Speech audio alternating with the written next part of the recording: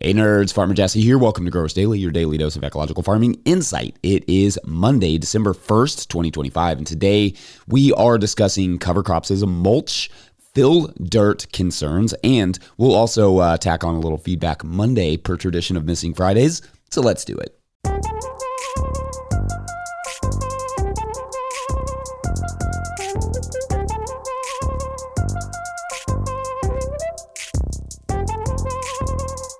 All right, happy Monday, everyone, and also happy December. I obviously am still missing my voice a little bit, but it feels okay. It just doesn't want to come out of my mouth. Anyway, welcome to December. I'm a fan of December and the myriad of things that my family celebrates this month, but not such a fan of December for the fact that there is no dang sunlight here. It is just dark as soon as it can be. Nothing grows. It is the pause button of growing months while the Southern Hemisphere bogarts all the sunshine and warmth. In December, I get a little restless, not going to lie, but the little one and I converted our wash pack shed to a mini soccer facility this weekend, so that should help us as our season is mostly done until March.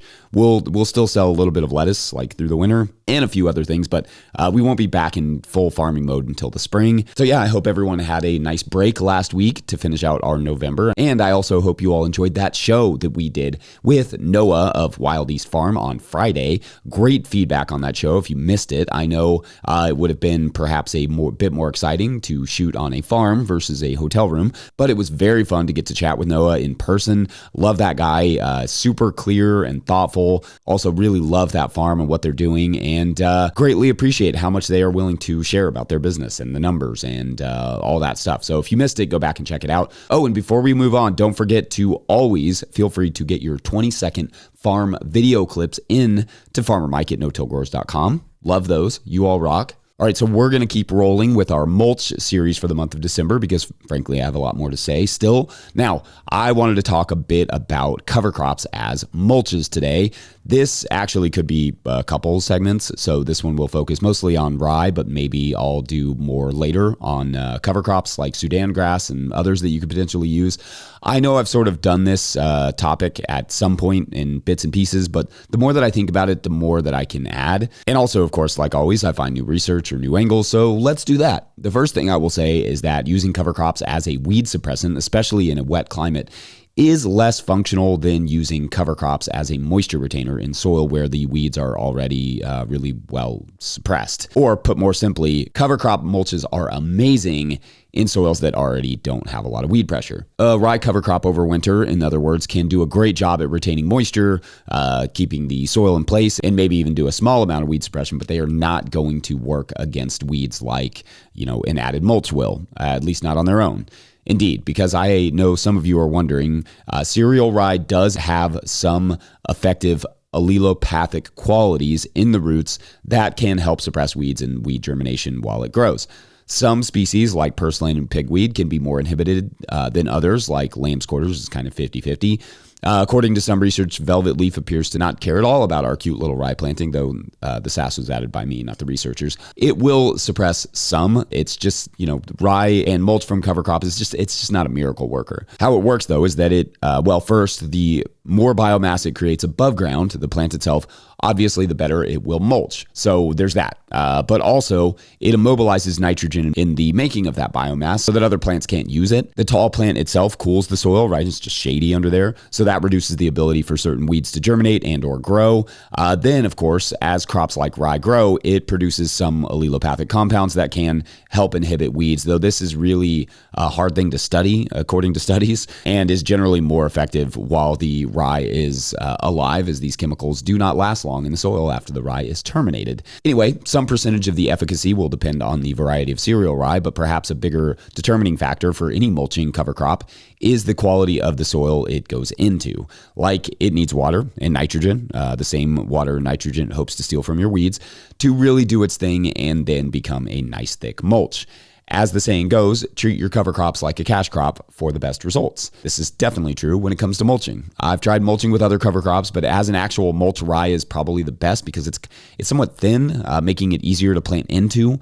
like once it's terminated, than say sorghum Sudan grass, which is pretty thick and fibrous. Cereal rye lasts as well, unlike say like peas and oats, which tend to break down rather quickly in the spring unless planted, late in the fall. As your soil improves and you reduce the presence of weeds and increase the biomass of rye, the mulching effect will improve. Until then, though, you may need to consider supplementary mulches like compost, straw, hay in some circumstances, or grass clippings on a smaller scale. Sprinkling something like that right over top of, your rye after it's dead to just give it a little bit more oomph, the mulching effect. Anyway, I can say more, but I'll defer to your questions before returning to this topic for Feedback Friday. Otherwise, we're going to take a quick break. When we come back, Fill Dirt. It's not a person's name. It's just it could be a hard name for somebody to live with. But anyway, BRB.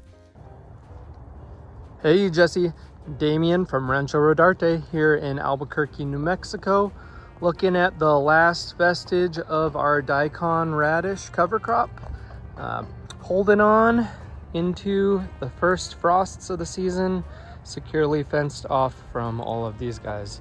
I don't think so, buddy. Today's episode is brought to you by FarmRaise. Still struggling with your balance sheet? Your lender's asking for a balance sheet and you're stuck with a spreadsheet mess or guessing your numbers? FarmRaise Tracks takes the stress out of farm finance. With one click, you can generate an accurate, up-to-date balance sheet that shows your assets, liabilities, and equity. No accounting degree required. You'll be ready for loan applications, tax season, or just a clearer picture of where your farm stands. Join thousands of farmers using Tracks to build stronger businesses. Get 20% off with code NOTIL20 at farmraise.com for the lifetime of your membership. All right, back to the show. If you, the listener or viewer, are enjoying this podcast, getting even a small amount of value from it, consider supporting our work over at patreon.com/no-till-growers. I will try to get to questions from everywhere the questions come in, but I will always get to your Patreon questions. Now, today's Patreon question comes to us from Patreon member Yao King, who asks, quote, "Hi, Jesse. I had some ditches in my land and asked my arborist to bring in some dirt. 3 triaxles later, it was filled and leveled. That's when the problem started. I was told it was clean fill, but I started finding contamination. A roll of landscape fabric, a hubcap, beer bottles/cans, hoses, concrete pieces, and broken tiles.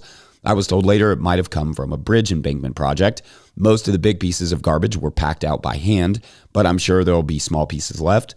What would you be concerned about in that scenario, and what would you do? My thoughts go to microplastics, but maybe there are other concerns. Is there a good test for contaminants, or even a way to treat soil for microplastics, or should I consider removing the soil altogether? My plan was to grow food to eat in the area, but I'm hesitant to do that now," end quote. Okay, so great question here.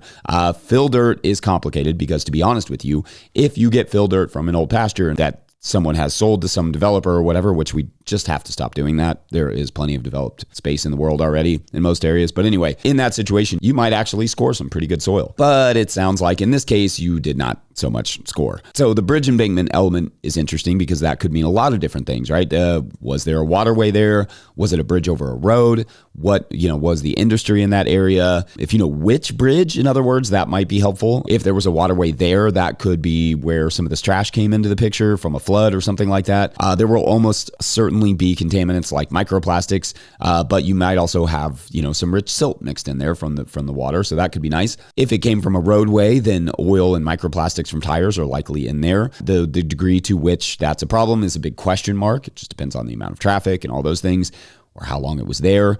You can get a soil test for things like heavy metals, which may or may not be an issue here, through your extension office. And I would also talk to them about where to get a test for things like motor oil. Tests for things like motor oil can be quite expensive, but your extension office may have some ideas of where you can obtain a test for an affordable price locally, or maybe even free. As for the microplastics, it's probably the same story. Check with your extension first. Maybe they know someone at the university studying this issue and who may be interested in obtaining a sample from you.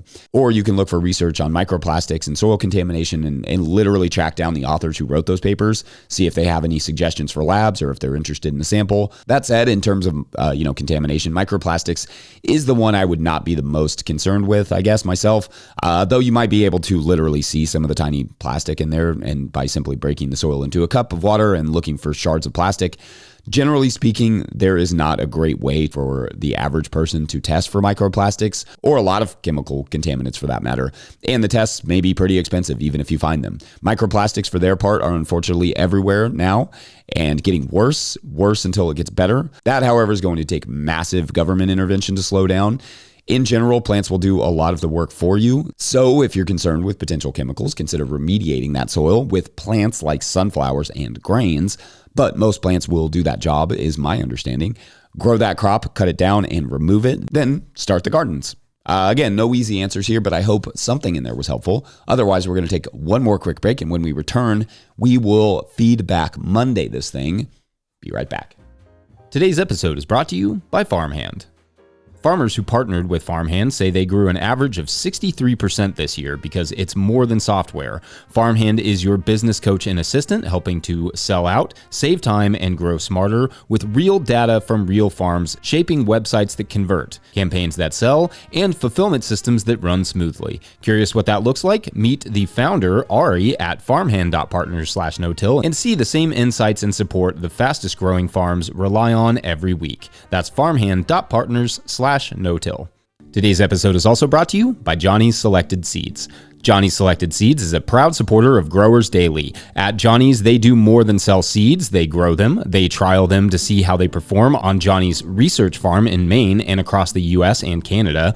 Only the best varieties are added to their catalog and website. When you need proven varieties you can count on and detailed guidance from seedling to harvest, consider Johnny's your trusted growing partner. JohnnySeeds.com. That's JohnnySeeds.com.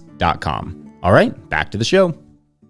All right, it is Monday after we didn't have a typical show on Friday, which means Feedback Monday, where we explore what you all were saying about last week's topics. Last Monday, we made our own mulching compost, simplified garden tracking, and discussed CSA pros and cons.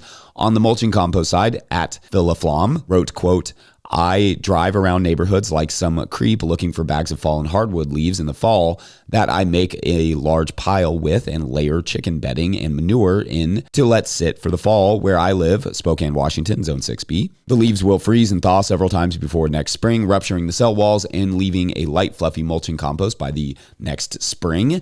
This year's pile is about 30-yard waste bags full of leaves and mini buckets of chicken bedding and manure, along with kitchen waste and the end of this year's garden materials like pepper plants and tomato, end quote.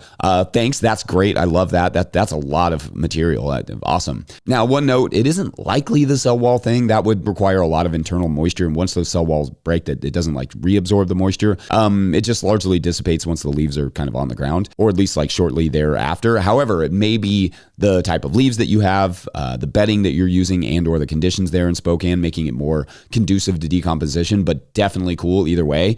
Leaf creeps unite. Solidarity. Last Tuesday, we talked about using the penetrometer, hay, and trash, not all together. You can use them individually. Anyway, on the hay front, at Nomada Elizabeth wrote, quote, hi, do you have experience with spent/old/molding hay? I've heard some people give it away freely. Does it work similarly to hay? Thanks, end quote. Great question. And so there are no issues, like using moldy hay in terms of like how it may harm plants or anything like that. That is very unlikely. The challenge with moldy hay is just that it's really hard to work with because it tends to be, hard to break apart because it's like molded together. And if it's dry, you may want to wear a mask if you're working with it, just so you're not breathing in all those spores and dust and all the things. So on a small scale, it's totally fine. On a larger scale, what I would do, especially if you can get it for free, is get absolutely as much of it together as possible. Break each of the bales apart as much as you can into a giant pile, and then just add absolutely as much moisture as you can, and then throw like a cover over top of it and just turn that into a mulching compost. It's obviously already kind of like breaking down. Why not go for it? So short answer, totally. Use it if you can, especially if you can get it for free. At Ashley Campbell wrote, quote, on a smaller scale, you can let your chickens have a couple days with the hay to greatly reduce the seeds in it, end quote. Thanks. And yes, you can definitely do this to an extent.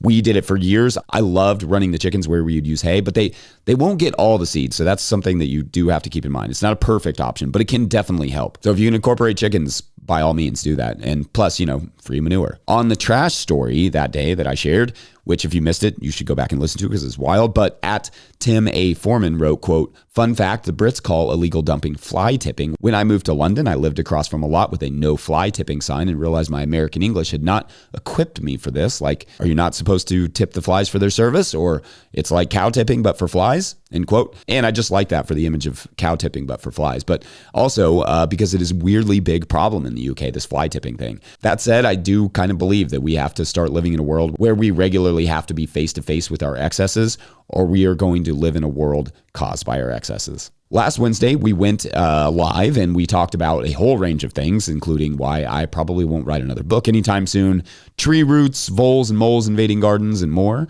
After the fact, at Wendy Eames asked, quote, "You've talked about farmer loneliness before. I've been fascinated by the history of granges and wonder if small grower grange could help with something like that," end quote. Okay, so awesome, interesting question.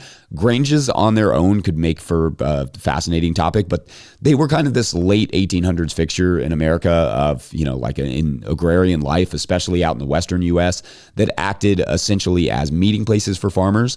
They were perhaps somewhat like unions where farmers would gather to discuss primarily economic issues and, the general needs of farmers. These granges, however, at least the ones that had physical places, also served as meeting spaces where ideas could be shared, events could be held.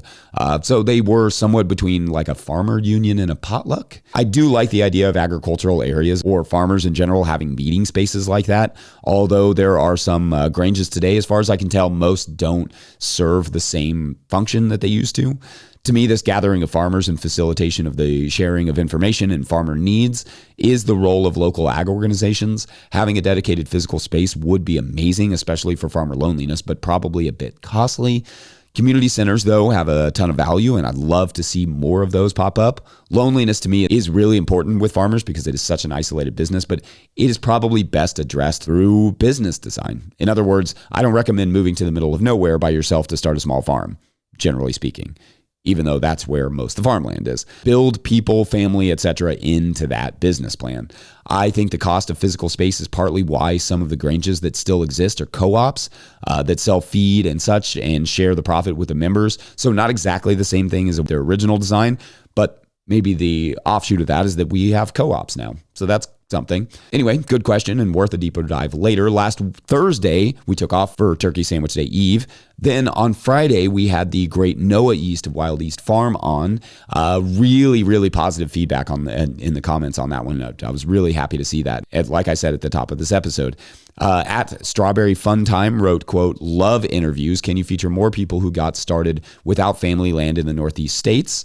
Sometimes I listen to podcasts and I realize how people get profitable quickly is that they didn't have to pay a lease and then save up to own. Would love different perspectives, especially as young people without connections like that may be tuning in," end quote. Thanks. And I'm sure we've had people like that on at least one of our podcasts that fits that description. But yeah, there are plenty of farmers who start without land and inheritance, but the timeline into profitability is determined by everything from the startup capital that they saved before they got started, to the market they're in, to just their ability to focus on the business side, to just dumb luck. They got good soil, but more interviews from the north and all over for sure. Anyway, thank you as always for your awesome comments, but I think we are done for this Monday. Don't forget to No Till Growers is now officially a nonprofit 501c3, so donations are tax deductible and greatly appreciated. Please make sure to like and subscribe and or follow wherever you're getting this podcast. That's an easy way to help us out as well. Enormous thank you to all of our show sponsors. And if you'd ever like to sponsor the show, you can reach out to Farmer Michelle at notillgrowers.com. Huge shouts to Willie Breeding for the theme music, Mike Hilbert for the production help and editing, and my wife Hannah for absolutely everything in the world. Also, shouts to Epidemic Sound for the background music that you can hear while I get a drink of water. Shouts to Water, too. Good stuff, Water. Pick up a hat or a copy of my book, The Living Soil Handbook, at notillgrowers.com to support our work, and you should do that soon if you want it as a gift for the holidays. Big thank you to everyone over at patreon.com/notillgrowers, where at a certain level, or if you just bump up from one level to another, or you sign up in this month of December, you get a shout out on the show. So big shout outs today to Hall Cottage and Miriam Blackman. Two good novelistic names, even though I think Hall Cottage is probably the name of a thing and not a person, but Hall Cottage would make an awesome novel name. Anyway, in this week's story, our protagonist, let's call her Madeline, is an aging actress, and as an aging actress is just struggling to find work, as they often do. But she's made a good name for herself over her career, and she set herself up pretty well financially, thankfully. Theaters are not doing great at this point in time, and execs are hiring fewer and fewer people altogether because AI is doing much of the work, and she thinks is also contributing to the decline in theater goers. Because, I mean, who wants to watch these movies that are just made by stuff? But anyway, she feels in that way that there is still a strong desire for real humans doing real things, so she decides to create a one-person show, but for anywhere, to be acted out in any movie theater in the country. What happens next? That is for tomorrow on the One Woman Army. Is that already the name of something? Probably. It's probably better than this, but we'll find out. Thanks for watching and/or listening. We'll see you tomorrow.